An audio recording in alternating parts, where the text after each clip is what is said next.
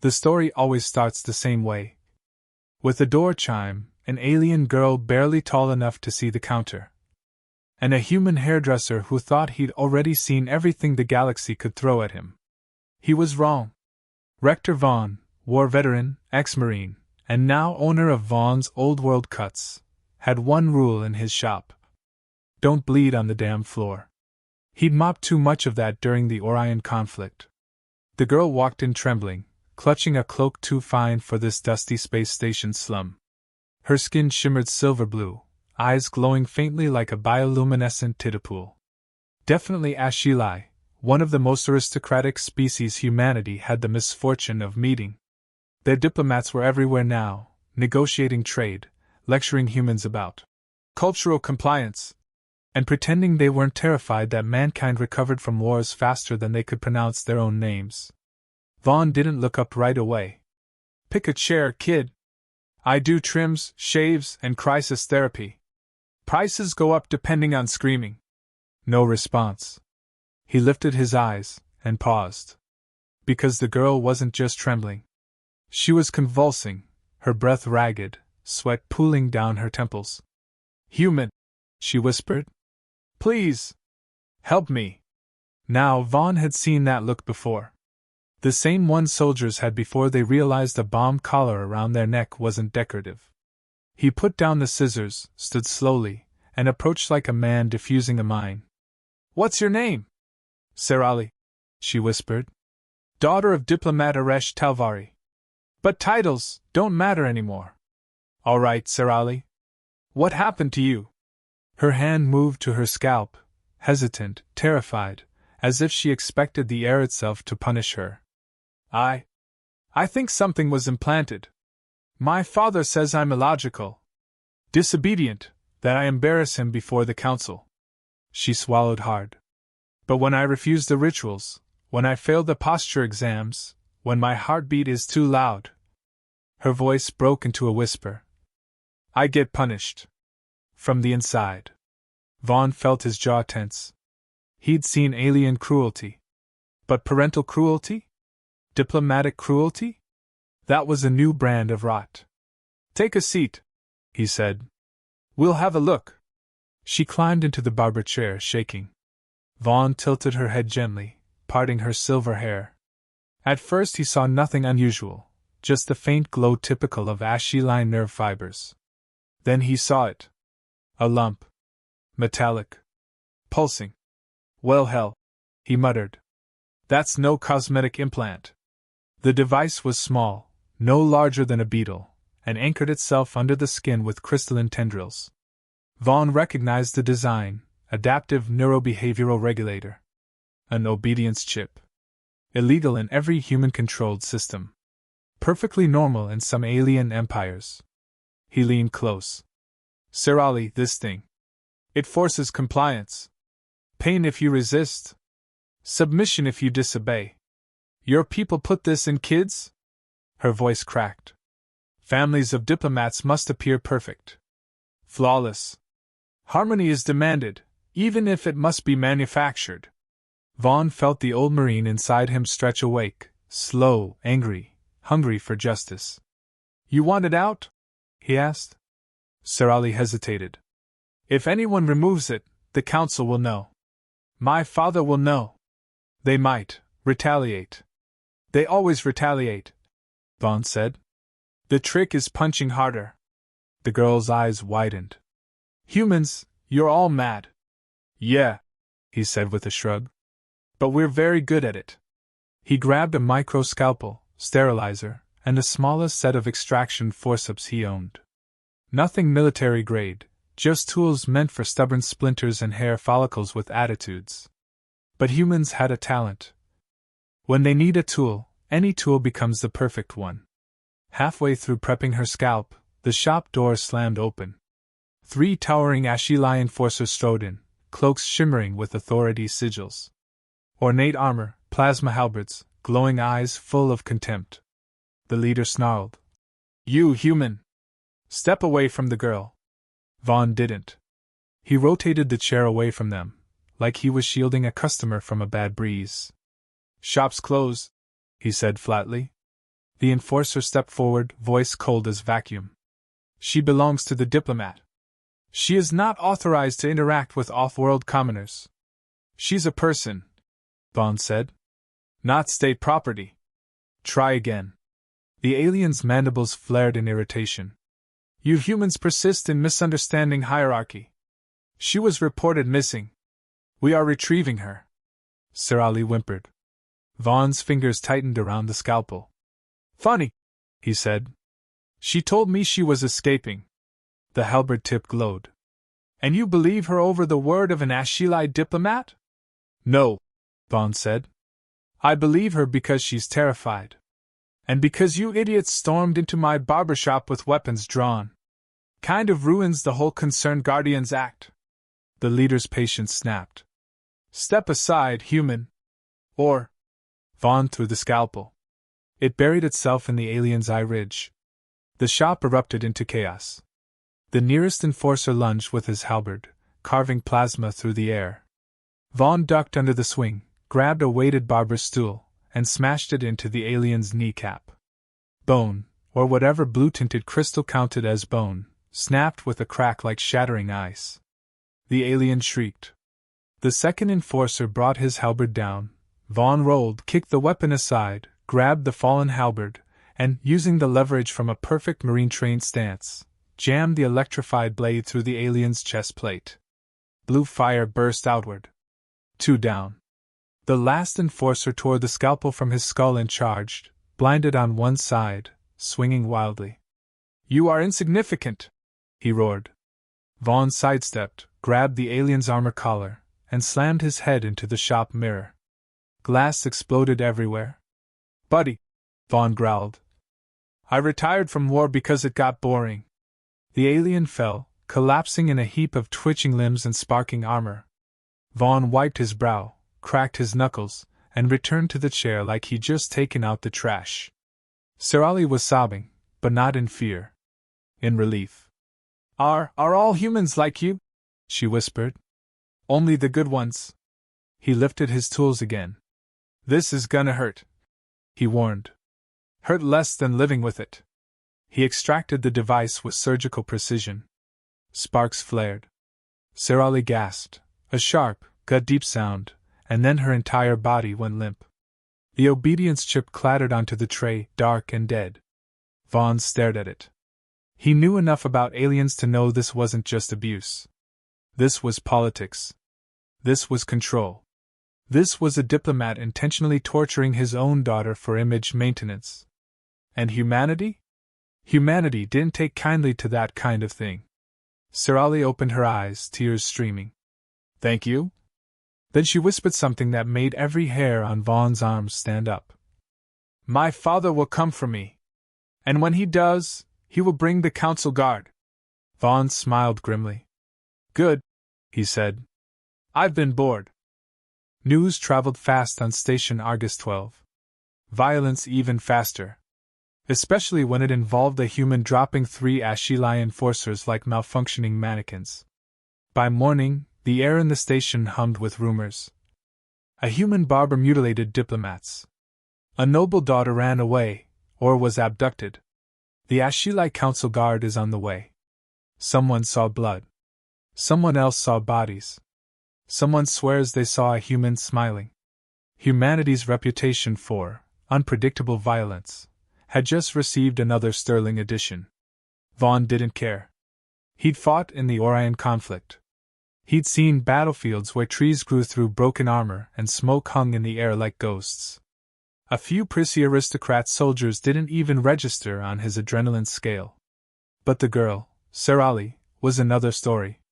She sat at a small table in the back room, wrapped in one of Vaughn's oversized flannels, sipping a cup of the weakest tea he could brew. Even so, she held it with both hands, trembling from exhaustion, perhaps from freedom. Humans brewed bad tea. She didn't complain. You sleep at all? Vaughn asked. She shook her head. My mind, it keeps racing. Without the regulator, every emotion feels loud. Like new colors. That's called being alive, Vaughn said. Welcome to the club. Dues are late, but we don't enforce penalties. She gave a weak laugh, her first since she'd arrived. Then her expression darkened. Vaughn, the council guard won't simply storm your shop. They'll make a statement. A violent one. Fancy, he said. What's their plan? Bombardment? Kidnapping? Strongly worded hologram? Sirali didn't smile. They'll invoke Protocol 17. Vaughn paused mid-sip. All right. I hate protocols. Explain. It permits the HFY to retrieve noble property. She hesitated. Including heirs, by force, regardless of collateral damage, so long as diplomatic immunity is cited afterward. So they'll kill civilians, Vaughn said flatly. They always do, Sirali whispered. Vaughn set the mug down with a heavy clunk. Then we make sure today's different. At 0900, the station's emergency sirens began howling. A deep, rolling sound like the world itself groaning awake. Vaughn stepped outside his shop and stared down Dock Sector C. HFY war carriers, sleek crescent-shaped leviathans, slipped out of hyperspace one by one, their hulls shimmering with diplomatic banners. The sight alone made station officials scramble like ants, activating shielding protocols and broadcasting frantic messages of calm cooperation. The HFY didn't bother responding. They were not here to talk. A ground force shuttle descended, landing gear hissing, aristocratic soldiers marching out in perfect formation, 50 of them, armor polished, halberds humming with power. Vaughn muttered, "Overkill, boys." "I'm flattered." Station Commander Dreyfus appeared beside him, red in the face. "Vaughn, what in the flaming void did you do?" "I cut a girl's hair," Vaughn said. "And removed a torture device illegally implanted by a foreign diplomat." Dreyfus groaned. "You stabbed 3 enforcers." "In self-defense. They were rude." The commander pinched the bridge of his nose. "Do you realize what's coming?" "Yeah," Vaughn said. "Trouble. And I'm charging extra." A tall HFY in ornate turquoise armor stepped forward. His voice echoed with practiced arrogance. "I am Commander Ishal of the Council Guard. By Protocol 17, we demand immediate surrender of the renegade human who attacked our noble enforcers, and the return of the runaway heir." Vaughn raised a hand. "2 problems. 1. I'm not surrendering. 2. She's not property, she's traumatized." Gasps rippled through the human crowd. A few applauded. One man yelled, "Tell them, Vaughn!" Commander Ishal's eyes narrowed. "Human, you know nothing of our customs." "Buddy, I know abusive parents when I see them." Murmurs. Soldiers shifted. Sirali peeked from the shop doorway, fear tightening her face. Ishal's gaze snapped to her. "You, Heir Sirali Talvari. You will return at once. You shame your bloodline by associating with creatures bred for war and chaos." Vaughn barked a laugh. "We're not bred for war. We just got really, really good at it." The HFY commander raised 2 fingers. His soldiers lifted their halberds in unison. "Seize them both." The crowd scattered. Human station security braced themselves, but they were outnumbered 10-1. Vaughn wasn't. He'd fought worse. He'd survived worse. He had a lifetime of bad decisions sharpening his instincts to a razor's edge. He stepped forward. "Sirali," he said quietly. "Get behind me." She obeyed without hesitation. "You will be crushed," Commander Ishal warned. "We'll see." Vaughn moved first. He grabbed the metal shutter chain of his shop entrance, yanked it free, and swung the length of reinforced steel like a whip. The chain smashed across the first soldier's helmet, sending him sprawling. The second swung his halberd. Vaughn ducked under the blade, wrapped the chain around the weapon's shaft, and ripped it from the soldier's grip. 3 more charged. Behind the opening blows, the human onlookers froze, then something shifted. The station's civilian workers, mechanics, and dock hands saw the HFY soldiers marching toward a little alien girl protected by one stubborn human. And for the first time in years, something sparked. Old loyalty. Old anger. Old pride. One dockhand yelled, "If he's fighting, we're fighting!" Another grabbed a wrench. Someone else picked up a crate. A pair of old veterans cracked open a locker containing their emergency gear. Chaos bloomed. Dreyfus cursed under his breath, then drew his sidearm. All right. Humans, secure the perimeter. Civilians, stay back. And Vaughn, tried to leave one alive. Vaughn didn't answer. He was too busy smashing a halberd haft into an alien's throat. The HFY had discipline. Humans had rage. And improvisation. A crate-loader drone was hijacked by a dock worker, driven straight into a cluster of soldiers, scattering them like bowling pins. Sparks exploded. Armor cracked. Someone cheered. Commander Ishel roared. Enough! Form ranks! Crush them! But the ranks were already breaking. HFY soldiers weren't used to disorganized, feral, emotionally charged human combat tactics. They tried to maintain formation. Bad idea. Vaughn seized their hesitation. He vaulted over a fallen crate, rolled across the ground, and swept a soldier's legs with the halberd shaft. The alien hit the floor hard. Vaughn jammed the halberd down, not on the alien's chest, but on the power cell of his armor. Short out. Shockwave. The alien spasmed and collapsed. Human trickery! Another soldier spat. No, Vaughn said. Just physics and spite. They kept coming. Vaughn kept swinging. Even Saralie fought, grabbing a dropped halberd and holding it defensively with trembling hands. Her eyes glowed brighter than they should have. Fear turning into something else. Defiance. For the first time in her life. But disciplined troops eventually adapt. After minutes of chaos, the HFY tightened their formation and prepared a coordinated thrust that would spear through Vaughn and the civilians. Then everything stopped. A deep, resonant hum filled the dock. A hologram flickered into existence above the war carriers. Aresh Talvari. Sarali's father. Eyes cold. Expression perfectly composed. Every line of his body screaming one truth. He wasn't here to negotiate. He was here to punish. Human, the diplomat said, his voice amplified across the dock.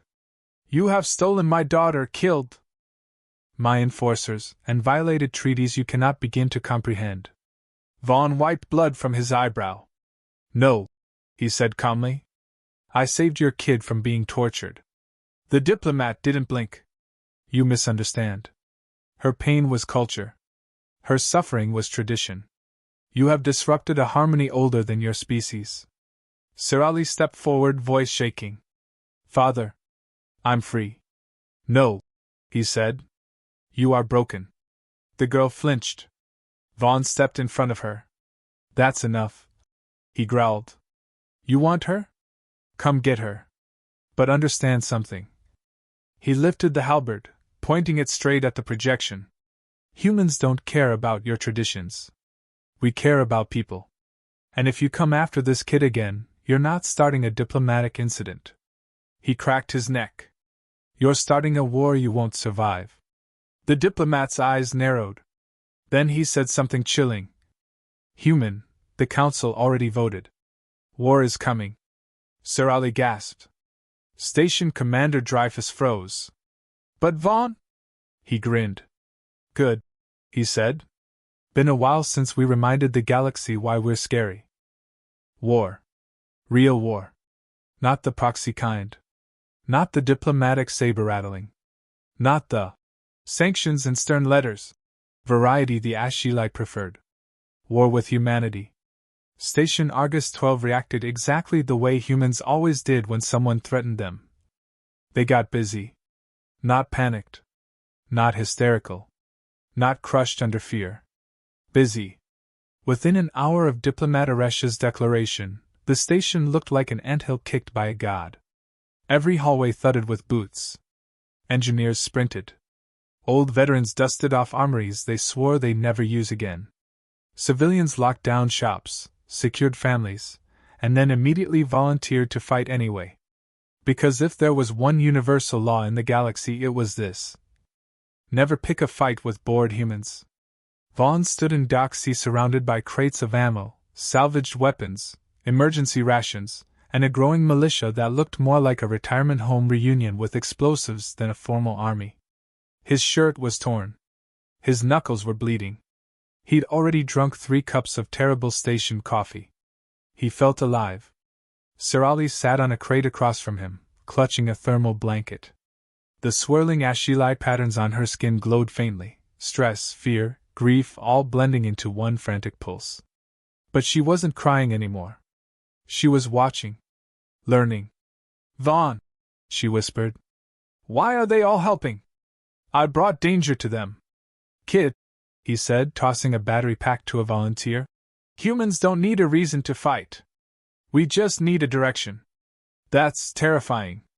That's why it works." Station Commander Dreyfus stormed in, hair disheveled, datapad in hand. "Vaughn, this is spiraling. The Council Guard is preparing to land actual battalions. We can't hold them."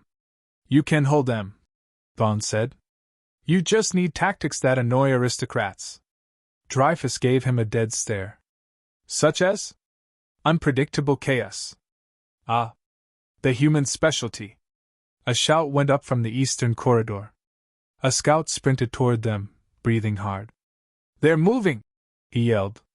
"HFY drop pods departing the carrier. Heavy units. Lots of them." Vaughn clapped his hands. "Perfect. Everybody to positions. And remember, hit them where it hurts." A dock worker raised a wrench. "Where's that?" Vaughn cracked a grin. "Their pride." The first drop pod hit Dock C like a meteor. The shockwave rattled every bulkhead. Its doors hissed open, and HFY shock troops marched out like polished death incarnate. 8 feet tall, plated in ceremonial armor, eyes burning with the arrogance of a species that believed hierarchy was a divine right. The lead soldier stepped forward. "Humans, stand aside. You face the will of the—" He didn't finish. A crate lifter drone smashed into him from the side, piloted by a half-blind engineer with the reflexes of a caffeinated octopus. The huge alien flew across the dock, slammed into a wall, and didn't move again. There was a moment of stunned silence. Then the humans cheered. The aliens re-evaluated their definition of civilians. The next shock trooper fired its plasma cannon, only for a group of station retirees to deflect the shot with an old riot shield welded to a cargo door. Improvised, ugly, effective. That was the human way. The dock transformed into a madhouse of improvised warfare. A janitor sprayed an HFY night with industrial solvent. A grandmother clocked one with a frying pan. 2 teenagers hijacked a floor polisher, slamming it into a soldier's legs. Vaughn kicked a plasma halberd out of a commander's hands and snapped the weapon in half like it offended him personally. Through it all, Sirali watched in stunned awe. She'd grown up being told humans were chaotic beasts. Uncivilized. Emotionally unstable. Primitive. But what she saw wasn't primitiveness. It was ingenuity weaponized. It was compassion made violent. It was a species fighting not for identity or honor, but for her. For a girl who'd only just tasted freedom. Tears welled in her eyes again, but not from sorrow. From something else. "Vaughn!" Dreyfus shouted. "Reinforcements on the upper platforms. They're flanking." Vaughn turned to Sirali. "You want to help?" She hesitated only a heartbeat, then nodded. "Good," he said, handing her a small EM disruptor. "This thing fries their armor for half a second. Enough time to punch through." Sirali stared at the device. "Humans fight with fists? When we're out of ammo? Why not run?" He shrugged. "No fun in that." They sprinted up the access ladder to the upper platform. As they reached the top, 2 HFY elite guards turned toward them. "Human filth," one hissed. "Kidnapper," the other snarled. Sirali stepped out from behind Vaughn. "Not kidnapped," she said. "Saved." The guards hesitated, just long enough. She activated the EM disruptor. Blue arcs of energy cascaded across their armor. The 2 HFY staggered, disoriented. Vaughn barreled into one like a freight train, elbowing him in the faceplate. The alien stumbled back, dazed. Sir Ali swung the disruptor like a club, cracking it across the second guard's jaw. He roared in pain, stumbling. She looked at Vaughn, shocked at her own strength. Was that good? Kid, Vaughn said. That was outstanding. Below them, the battle raged. Human ferocity versus alien superiority. But superiority wasn't saving them. Humanity had numbers. Humanity had desperation. Humanity had spite. And every alien officer knew it. One HFY captain screamed into a comm unit. We need reinforcements. The humans are feral, they're fighting like. Static cut him off as a cargo loader crushed his unit and half his squad. Vaughn grinned. But the grin faded when the bay doors thundered open again. Another drop pod. Bigger. Darker. Armored with ceremonial sigils older than most human civilizations. Sir Ali's breath caught. No, no, no, no. What is it? Vaughn asked. That pod. It carries only one thing. And that is? She swallowed hard. An ascendant. Vaughn frowned. That sounds important. It is. The ascendants are living weapons. Enhanced, conditioned, mentally fused to the regulator network. They obey only the direct will of the diplomat. No hesitation. No mercy. The pod hissed open. A figure stepped out, taller than the rest, draped in crystalline armor, eyes glowing with pale blue fury. The aura around him crackled like electricity given shape. He scanned the battlefield. Then his gaze locked onto Sir Ali. Target acquired. Sir Ali froze. Vaughn stepped in front of her again. The ascendant tilted his head slightly. You are the human barber. Ex-barber. Vaughn corrected. Current problem. You have obstructed the will of the HFY Council. You have assaulted our soldiers. You have contaminated the air. Contaminated? Vaughn barked a laugh. Buddy, she's more human than half the civilians here. She stood her ground. The ascendant raised a glowing hand. This rebellion ends now. His power built, air vibrating, energy swirling. Sir Ali whispered. Vaughn, you can't fight him. He's stronger than anything you fought. Vaughn cracked his neck. Good, he said. Means I'm warmed up. The ascendant unleashed a blast of kinetic force. Vaughn charged straight into it. The impact hit like a collapsing planet. Metal screamed. Floor plates split. Sir Ali screamed his name. And Vaughn disappeared into the explosion. Dust swallowed everything. Silence crushed the bay. Then, from inside the smoke, something moved. Slow. Deliberate. Angry. A fist punched through the dust cloud, wrapped in a broken gauntlet, bleeding, shaking with effort but still moving forward. Vaughn staggered into view, coughing blood, one arm dislocated, clothes in tatters, but alive. The ascendant stared in disbelief. That hit should have killed you. Vaughn spat a tooth. Try harder. Sir Ali gasped. The ascendant's eyes flared brighter. I will. He charged. So did Vaughn. And the entire station held its breath. Because humans weren't supposed to survive ascendants. But then again, humans weren't supposed to survive a lot of things. The trial of Kethri Valrune drew every species in the Orion Verge, their diplomats crowding the crystalline halls of the Galactic Tribunal like vultures waiting for a carcass to stop twitching. The shimmering chamber quaked with murmurs as the accused was dragged forward, shoulders bound, wrists glowing with suppression clamps, her eyes still struggling to adjust to the sound of her own thoughts. For the first time in her life, Kethri stood alone inside her own skull. The absence of the parasite's whisper, that venomous internal tyrant, left her trembling, exposed, terrified. But she stood with chin raised. Behind her towered 4 human marines in matte armor, their stoic presence drawing uneasy glances from every alien present. Across the dais, her father, High Diplomat Varlon, stood like a granite pillar cracking under centuries of pressure.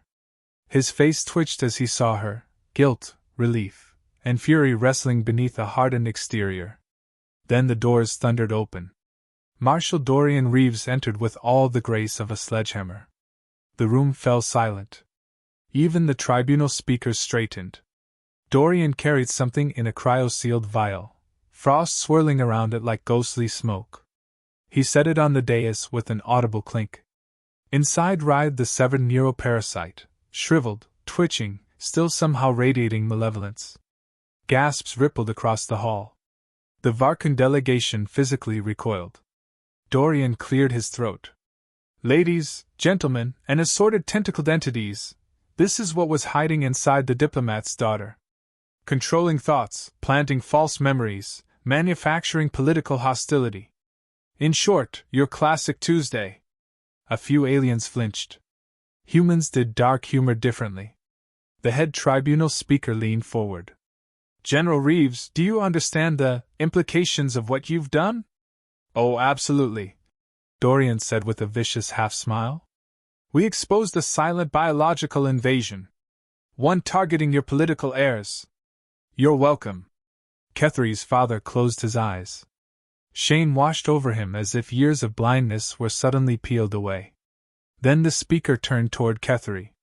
You are accused of diplomatic sabotage, inciting military escalation, and mental corruption of lesser delegates. How do you plead? Kethley lifted her chin. Her voice cracked, but it was finally her voice. Innocent. I was a prisoner inside my own mind. My actions weren't my own. Dorian stepped forward, palms flat on the crystal railing. You want proof? She didn't even know what bandwidth she was thinking on. That parasite wrapped her brain like barbed wire. He gestured to the vial. Human science cut it out in under 10 minutes. Without killing her. Which is more than your own medical caste can say. A few alien dignitaries exchanged uneasy glances. Humanity had become frighteningly competent at the things other species labeled impossible. And they knew it. A week later, the galaxy learned exactly how frightening. When the tribunal insisted on a full investigation, they discovered a stunning truth. Kethley wasn't the only one infected. Hundreds of heirs from dozens of species were compromised. The parasites had burrowed into their elites for generations. Someone, or something, had tried to control the galaxy by controlling its future leaders. And humans, of all species, cracked the case first. The panic was nuclear. Diplomatic fleets scrambled. World governments declared states of emergency. Whole empires purged their medical systems. The Varkan almost declared war on themselves trying to figure out who was responsible. Meanwhile, Earth kept drinking coffee and dissecting parasites like it was a new hobby. On the day of Kethley's release, a small crowd waited outside the tribunal, reporters, diplomats, soldiers, and one very annoyed hairdresser wearing combat boots. Mira crossed her arms. Look who finally got her brain back. Kethley managed a faint smile. You cut more than my hair that day. No charge, Mira said. Though, in fairness, most of my clients don't come in with internal biological supercomputers. Dorian rolled his eyes. I'm still putting her name in for a commendation. You do, and I'm shaving your head next. Mira shot back. The banter drew a few smirks from nearby Marines. Even Kethley's father cracked a reluctant grin, a strange, trembling thing, like his face had forgotten how. But the moment didn't stay light for long. A courier drone zipped overhead, dropping a holographic scroll that activated midair. Every species recognized the emblem instantly. The crest of the Elder Sovereignty. The hologram flickered, revealing a tall, hooded entity whose voice seemed to echo from deep inside the listener's bones. Children of the younger empires, it began. Your disturbance has been noted. Dorian tensed. Mira muttered a swear. Kethley felt her blood run cold. We observe your unraveling of our guidance structures. Your interference endangers millennia of calibrated direction. Mira whispered. Guidance? They mean the parasites. The hologram continued. You have disrupted the balance. Removed our instruments. Humanity will cease all further tampering with sovereign design, or be corrected. The message cut. Silence thickened like smoke. Dorian cracked his knuckles. Well, looks like we pissed off the galaxy's puppet masters. Kethley glanced at him. Are you afraid of them? He grinned like a wolf. Absolutely. That's why this is going to be fun. The retaliation plan began that night. Earth's best minds gathered with alien allies, those recently freed from parasitic puppetry. Kethri stood among them, her voice no longer manipulated, her will her own. Together, they crafted the operation humans would later nickname with typical subtlety Operation Barber's Revenge. A surgical strike. A stealth infiltration. A message. They targeted a sovereignty relay structure buried inside a dying star, the central node distributing parasitic control signals. To reach it, they needed someone who knew what it felt like from the inside. Kethri volunteered before anyone could stop her. Dorian argued. Mira threatened to glue her to a chair. The tribunal forbade it. Kethri went anyway. The infiltration team breached the relay's outer shell under hellish gravitational distortion. Shields groaned. Hulls glowed red. Squads rappelled through molten corridors where reality flickered like bad footage. Dorian led the Marines. Mira carried a customized neural scanner rig in a satchel labeled, "Do not shake." And Kethri walked at the center of them, sweating, trembling, but resolute. Inside the core chamber, the truth awaited. A massive cluster of throbbing neuropods, each one containing a parasite, all linked into a monstrous cognitive organ. A brain made of slavery. Kethri inhaled sharply. I can feel them. They're screaming. Dorian tapped her shoulder. You don't have to do anything. We'll plant the charges and... No. She stepped forward. This ends because of me. Not because of what lived in me. She closed her eyes, touched the interface node, and whispered something in a language she didn't know she remembered, a command the parasite once fed into her subconscious. The cluster reacted. Violently. Lights surged. Tendrils lashed. The chamber roared as if the star itself were screaming. Dorian yelled, "Fall back!" Kethri didn't move. Instead, she triggered Myra's device, a neural inversion wave calibrated to one specific signature. Hers. The parasite memory embedded in her nervous system. A perfect encryption key. The wave detonated. Silently. Lights died. Tendrils fell limp. The entire cluster turned to ash. The sovereignty's control organ, thousands of years old, vaporized in seconds. Kethri collapsed into Dorian's arms, unconscious but alive. 3 weeks later, the galaxy trembled once more, but this time with liberation. Whole empires awoke from mental bondage. Puppet dynasties fell. True heirs reclaimed power. The sovereignty vanished from the stars like a shadow burned away at dawn. For the first time in eons, everyone was free. Kethri recovered slowly, surrounded by humans who didn't leave her side. One morning, she returned to Myra's shop. Mira raised an eyebrow. What, already need a trim? Kethri smiled. No. I just wanted to choose something for myself. For the first time. Mira spun the chair. Sit down. Let's give you a future you chose. As Mira began cutting, Dorian leaned against the doorway, arms crossed. You know, he said, you might have started the biggest political shift in galactic history. Kethri exhaled softly. No. We did. And somewhere deep in the void, alien empires whispered one truth. Never underestimate humanity. Not their science. Not their stubbornness. Not their unpredictable fury or compassion. Because sometimes, humanity doesn't save the galaxy with guns. Sometimes it saves the galaxy with a hairdresser, a general, and a girl finally free inside her own mind.